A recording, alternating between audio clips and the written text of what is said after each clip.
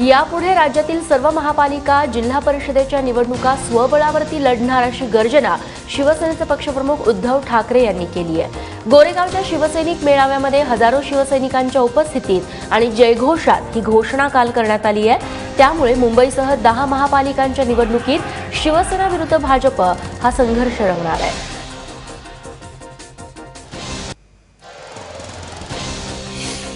उद्धव ठाकरेंनी युती तोडल्याची घोषणा करताच मुख्यमंत्री देवेंद्र फडणवीस यांनी ट्विटरवरून आपली प्रतिक्रिया दिली आहे। जे येतील त्यांच्या सोबत आणि जे येणार नाहीत त्यांच्याशिवाय परिवर्तन करू असं ट्विट करत त्यांनी शिवसेनेला प्रत्युत्तर दिलंय।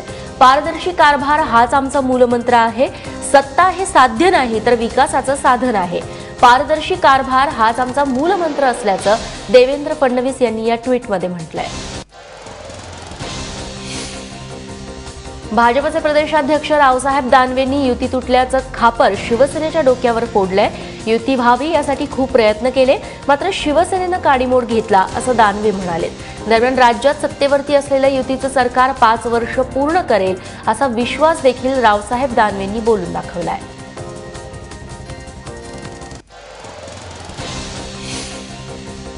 इतकी वर्ष एकत्र काम करणारे सेना भाजप वेगळे झाल्यानं अतीव दुःख झाल्याची प्रतिक्रिया राष्ट्रवादी काँग्रेसचे अध्यक्ष शरद पवार यांनी दिली आहे आणि ही प्रतिक्रिया देताना पवारांना त्यांच्या चेहऱ्यावरचं सूचक हास्य लपवता आलं नाही।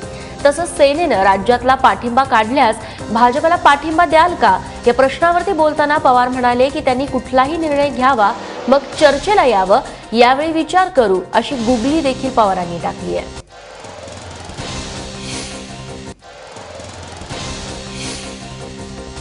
युती तुटण्याच्या मुद्द्यावरून काँग्रेस नेते नारायण राणेंनी शिवसेनेवरती पुन्हा एकदा प्रहार केलाय। उद्धव ठाकरेंनी सत्तेतील युती तोडून दाखवावी असं आव्हान राणेंनी दिलंय। उद्धव ठाकरेंचे हात बांधले गेले असल्यानं ते सत्तेतून बाहेर पडू शकत नाही असंही राणे म्हणाले। शिवसेना कमजोर झाली असून त्याबद्दल आपल्याला वाईट वाटत असल्याचा खोचक टोला यावेळी राणेंनी लगावला। शिवसेनेनं युती तोडल्यानंतर आता मुंबई काँग्रेसचे अध्यक्ष संजय निरुपम मुंबईत आघाडीसाठी उत्सुक आहेत। राष्ट्रवादीची आघाडी होऊ शकते असं निरुपम यांनी म्हटलंय। कमीत कमी जागांवरती लढण्यास राष्ट्रवादी काँग्रेस तयार असेल तर आघाडी होऊ शकते अशी भूमिका संजय निरुपम यांनी मांडली आहे। उद्धव ठाकरे यांनी एकला चलो रेचा नारा दिल्यानंतर ठाण्यात भाजप कार्यकर्त्यांनी काल एक जल्लोष केला। आता ठाणे महापालिकेत भाजपची ताकद दिसून येईल असं सांगत फटाके फोडून आणि एकमेकांना पेढे भरवून भाजप कार्यकर्त्यांनी जल्लोष केला।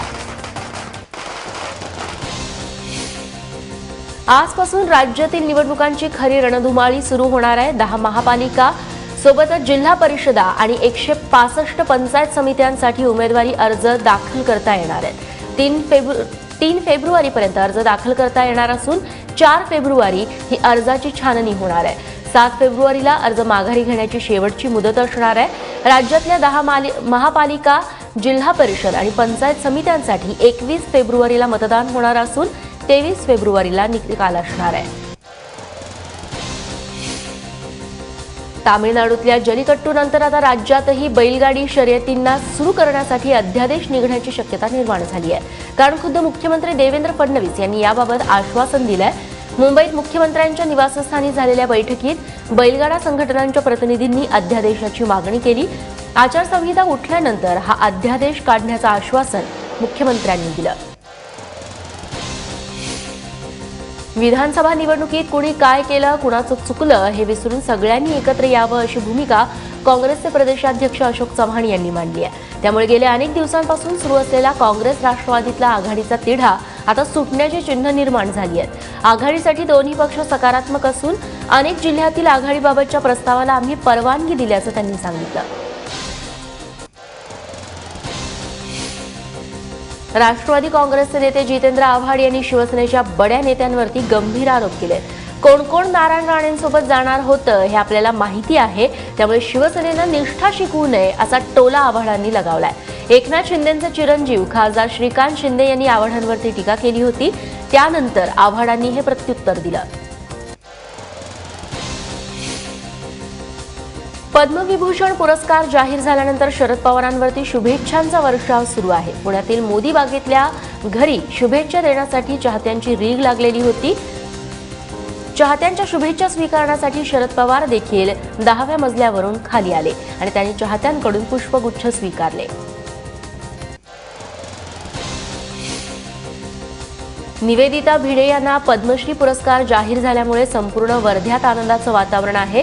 निवेदिता भिडे या मूळच्या वर्ध्याच्या असून सध्या त्या कन्याकुमारी येथील विवेकानंद केंद्राच्या अखिल भारतीय उपाध्यक्ष म्हणून कार्यरत आहेत। स्वामी विवेकानंद यांच्या विचाराचा जगभर प्रचार करण्यासाठी निवेदिता यांनी उल्लेखनीय कार्य केले आहे।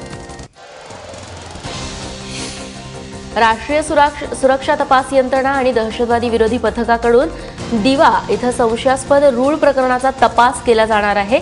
24 जानेवारीच्या रात्री दिवा रेल्वे स्थानकाजवळ कोकण रेल्वे मार्गावर 15 फुटी रुळाचा तुकडा ठेवण्यात आलेला होता।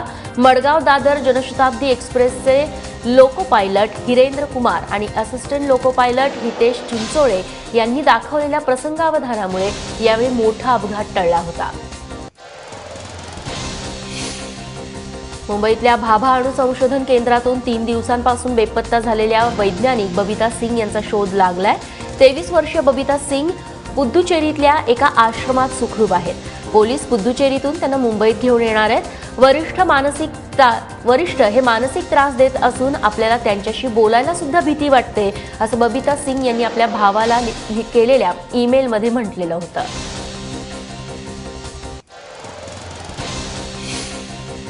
नवी मुंबई महापालिकेचे आयुक्त तुकाराम मुंढे यांच्या विरोधात आज वाशीत दलित संघटनांच्या वतीनं मूक मोर्चा काढण्यात आला। दलित संघटनांसह सर्व राजकीय पक्ष देखील या मूक मोर्चात सहभागी झाले। ऐरोलीतील डॉक्टर बाबासाहेब आंबेडकर भवनाचं काम रखडलंय, तसंच आंबेडकर भवनाच्या घुमटावरती मार्बल लावण्यास मुंढेंनी नकार दिल्यानं नागरिकांमध्ये रोष निर्माण झालाय। आंबेडकर भवनाचं काम पूर्ण करण्यासंदर्भात पत्रव्यवहार करून देखील मुंढेंनी दुर्लक्ष केल्याचा आरोप रिपाईनं केलाय।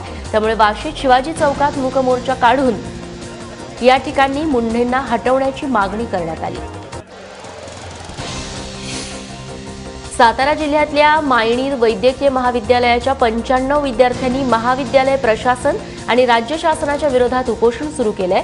2014-15 या शैक्षणिक वर्षासाठी मान्यता नसताना देखील महाविद्यालयानं MBBS साठी प्रवेश प्रक्रिया राबवली। राज्याच्या प्रवेश नियंत्रण समिती आणि विद्यापीठानं ते चुकीचं ठरवत दुसऱ्या वर्षाचे निकाल जाहीर केले नाहीत। त्याविरोधात आता विद्यार्थ्यांनी उपोषण सुरू केलंय। मुंबई आग्रा महामार्गावरील मालेगावच्या सवंदगाव फाट्याजवळ मारुती व्हॅननं अचानक पेट घेतला। व्हॅनमधील CNG टाकीतल्या गॅस गळतीमुळे शॉर्ट सर्किट झाल्यानं कारला ही आग लागली। या आगीत मारुती व्हॅन जळून खाक झाली आहे। कारमधून अचानक धूर येत असल्याचं दिसताच कार चालक अजय आवचर यांनी कार थांबवली आणि कारमधून सर्वजण खाली उतरताच या कारनं पेट घेतला।